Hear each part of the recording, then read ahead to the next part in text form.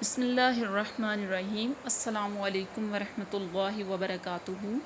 جی تو ویورز، کیا حال چال ہے؟ امید ہے سب خیریت سے ہوں گے، اپنے گھروں میں ٹھیک ٹھاک ہوں گے، آباد ہوں گے، شاد ہوں گے۔ تو آپ کے بچوں کے لیے جو میں یہ ویڈیوز بنا رہی ہوں مخارج کا بیان، پیچھے بھی آپ کو جو ہے نا وہ حروف مدہ اور حروف ہلکیہ پڑھا چکی ہوں۔ تو اب ہمارا اگلا ٹاپک ہے حروف لہاتیہ۔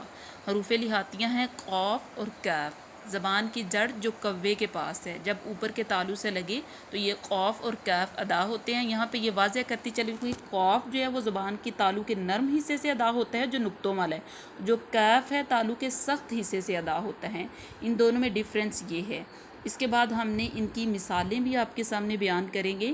ان کی مثالیں ہیں قاف کی فی قلوبہم قیاما، کاف جو نقطوں والا ہے اس کی ہیں فی قلوبہم قیاما، اور جو کاف دوسرا ہے اس کی ہے یذکرون، باریکی سے اس کو پڑھنا ہوتا ہے۔ نقطوں والا کاف موٹا پڑ جائے گا اور دوسرا باریکی سے، یذکرون و یتفکرون۔ اسی کے ساتھ آپ سے اجازت چاہتی ہوں، اللہ حافظ۔